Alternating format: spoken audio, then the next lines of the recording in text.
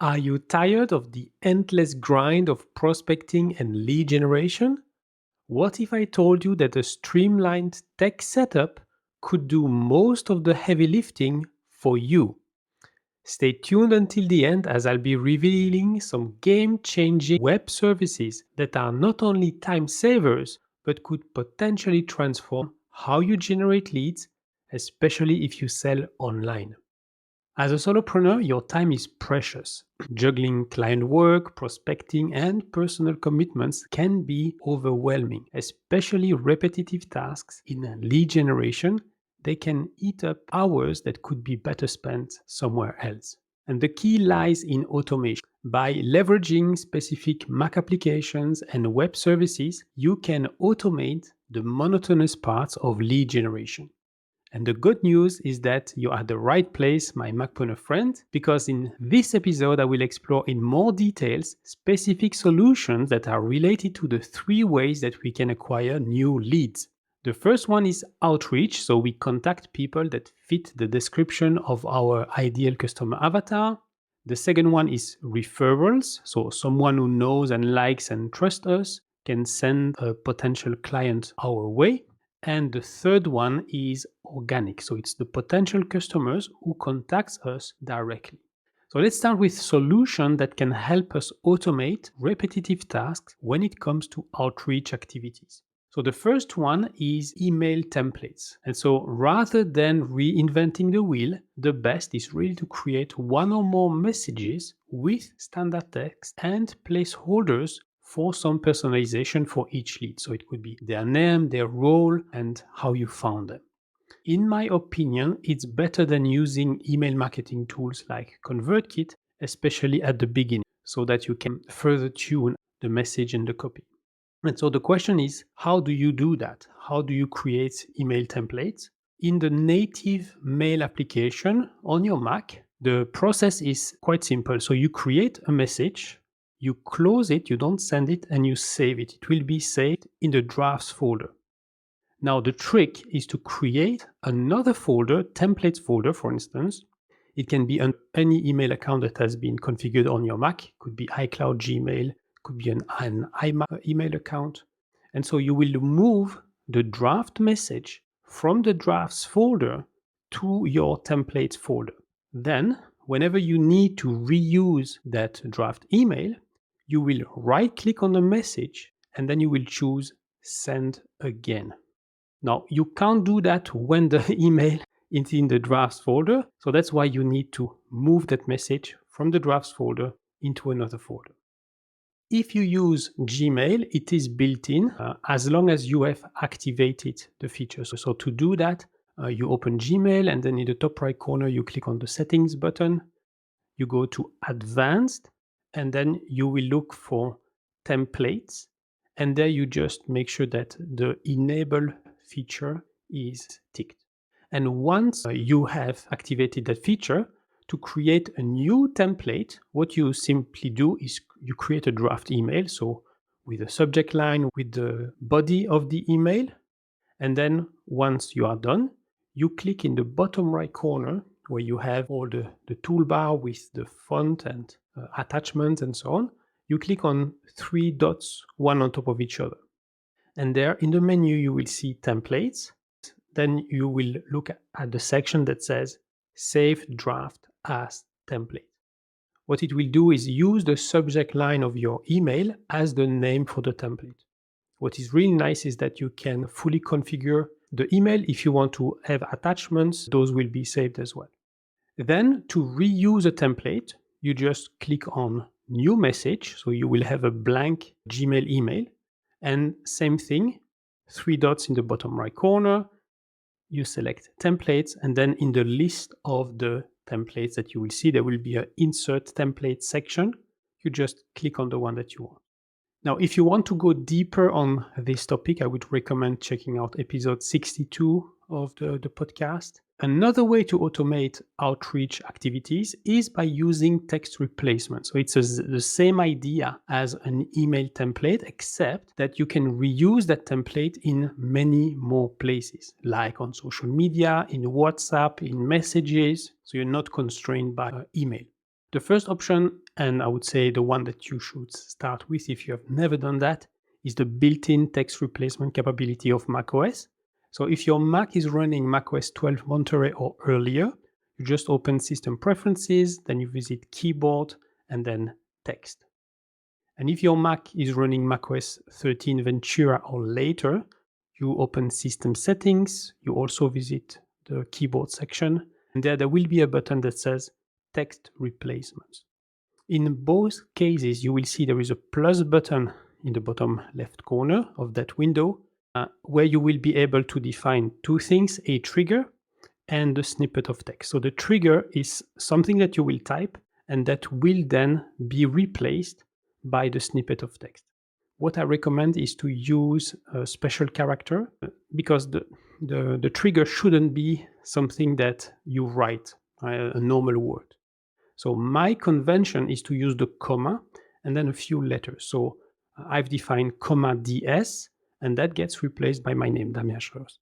I've also defined comma EM, and it gets replaced by my EasyTech email address. What's even better is that those text replacements are synchronized across all your devices, which means also your iPhone and your iPad, and this is done through iCloud. Now, again, if you want to go deeper on this topic, I would recommend checking out episode 61 of the podcast. And in that episode, I also explore a more advanced tool called Text Expander. A third way to automate outreach activities is to use reminders. It's one thing to efficiently contact people, but it's an entirely different thing to follow up with them if they don't respond. And according to Fit Small Business, sending up to 3 follow-up emails can increase your success rate by over 80%. And it takes an average of 5 to 8 follow-up touches to generate actually a conversion or a meeting. So having a way to remind you to follow up if the lead doesn't respond can be super helpful. Now, you can do that natively with the Apple Mail app on your Mac, but this feature is only available since macOS 13 Ventura. So to double check that it's activated, so you launch Mail, in the top left corner, you click on Mail Settings, then you click on General, and make sure that the follow-up suggestions option is ticked. Now, the way it works is that it's using machine learning. It will resurface emails that you have sent for which you don't have any reply, but you can't configure how quickly, and you can't say every time I send an email to that person, I want a follow-up suggestion. So the feature exists, but we don't have a lot of control. Gmail also has a built-in follow-up reminders, and I'm using that, and actually it's pretty good. To double check that it's activated, you visit the Gmail settings. In the general section, you go down and you look for an area that says nudges and make sure that the suggest emails to follow up on has been ticked on. Now, another way, and it's a third-party tool that works with any kind of email service providers called SaneBox, and they offer what they call Sane Reminders email addresses. So you send an email to a prospect, and in the CC or the BCC field, what you would do is you would add a special email address from SaneBox. So it could be tomorrow@sanebox.com or 3D for 3 days at sanebox.com. And it could be relative or it could be absolute. So you could say 7 p.m. at sanebox.com.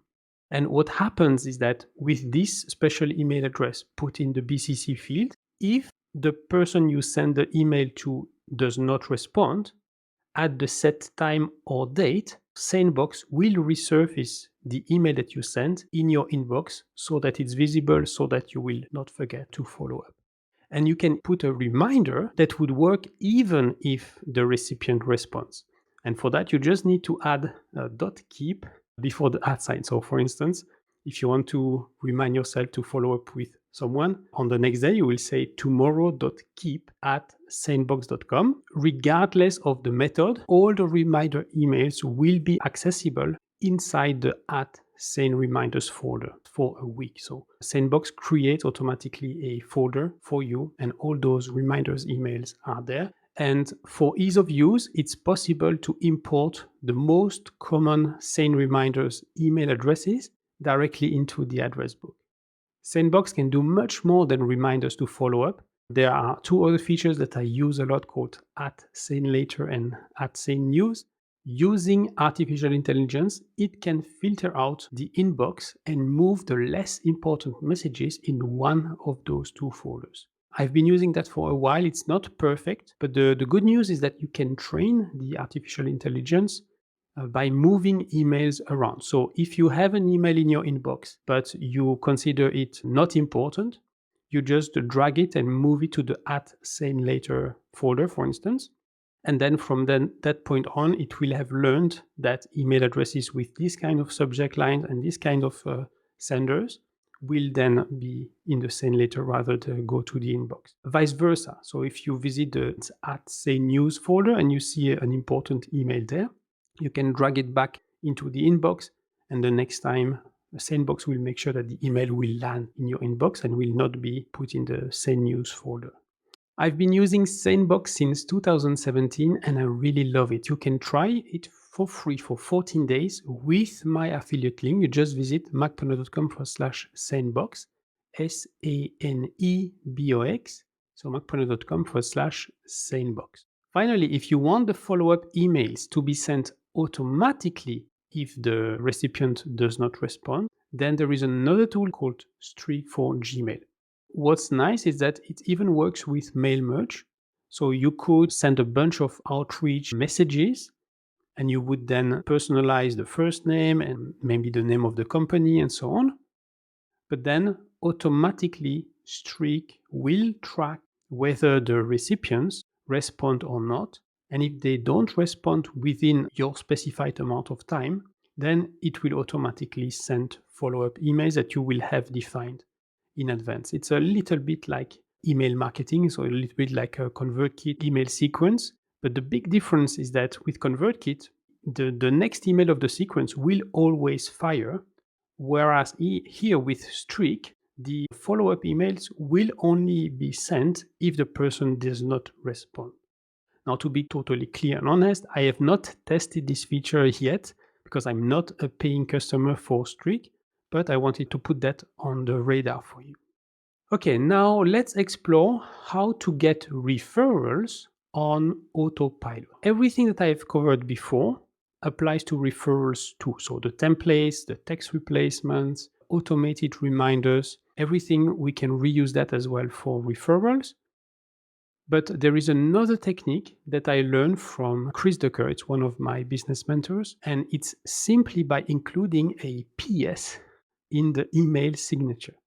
So after delivering a service or selling a product to your customers, at the bottom of the next email, just add a PS asking them if they know someone who might need your product and services. And so you don't even need to think about it. You just prepare the email signature once and voila. If you sell online products and subscriptions or software, you can also incentivize your customers to refer you by setting up an affiliate program.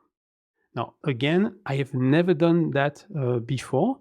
However, if I were to offer one in the future, and I'm sure that at one point I will do, I would use either Lemon Squeezy or Gumroad. Both of them offer affiliate management platforms with built-in request forms and full dashboard.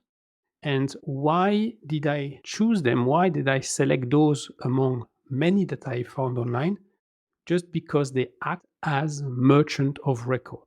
And it means that I am not the person who needs to collect taxes, because as the merchant of record, Gumroad and Lemon Squeezy will be the entity that actually is selling the thing.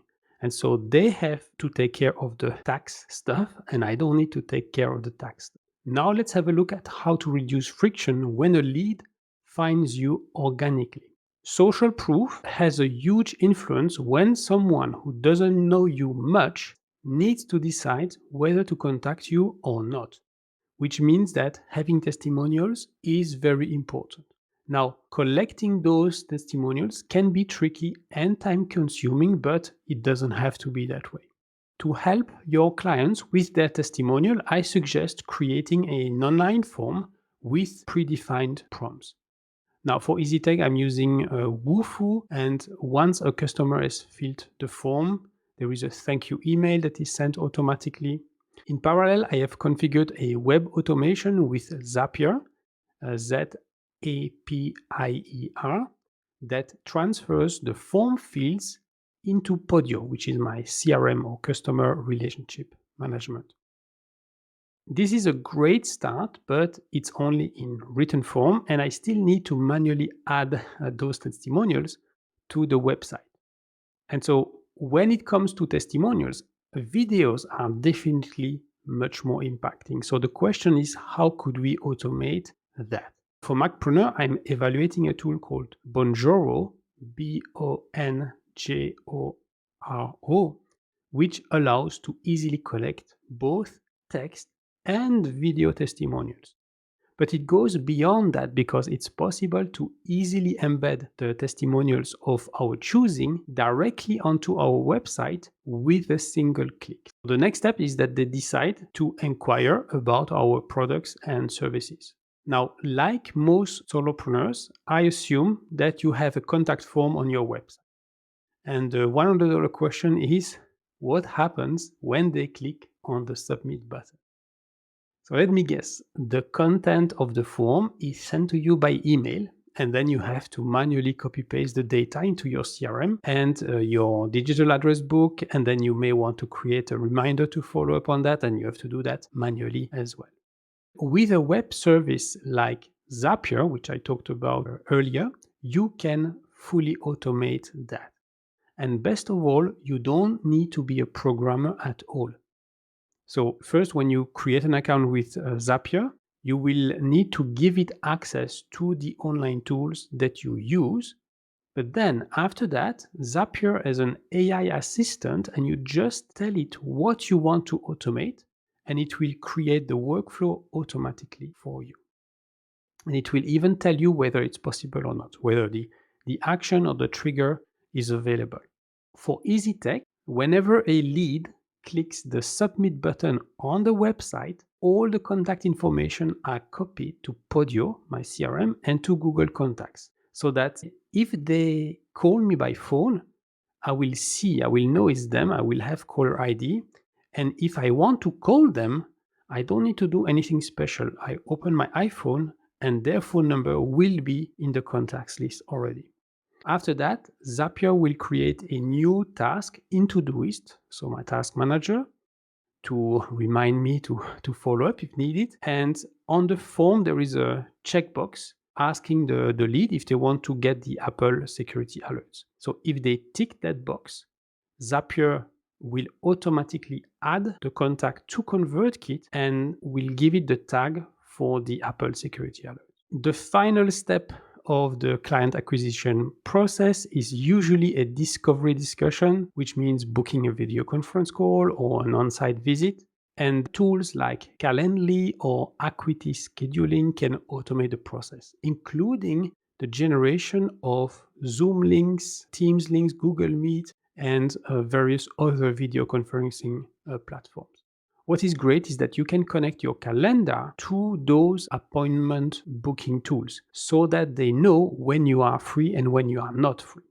It's also possible to define parameters like how much buffer time you want between meetings, the maximum number of appointments that it can accept in a single day, how soon in the future the lead can book an appointment. So in my case, it's usually at least 7 days. I'm using Calendly because it's very affordable. You can configure questions in the form. The time is displayed in the time zone of the person visiting the site. It also offers automated appointment reminders and automated follow-up emails. And it integrates very well with Zapier for additional automation. So to recap, I have explored different ways to save time when it comes to acquiring new lead. First, I've discussed how email templates, text replacement, and automated reminders can help us for outreach activities. Then I've explored how to get referrals on autopilot by leveraging a simple yet powerful PS at the bottom of your emails and also through specialized affiliate management platforms. After that, we have looked at tools to collect testimonials efficiently, and finally, I have shared with you how automation can reduce friction when a prospect finally decides to inquire about our products and services, including organizing a discovery call or an on-site visit. I hope this episode has helped you discover tools and strategies to further streamline your lead generation process. If that's the case, I suggest to pick one task and start implementing one strategy before the next episode. And if you feel you need help doing so, I have good news for you. I'm opening up a few private coaching spots. Now, to be eligible, just sign up for my 360-degree Tech Diagnostic service.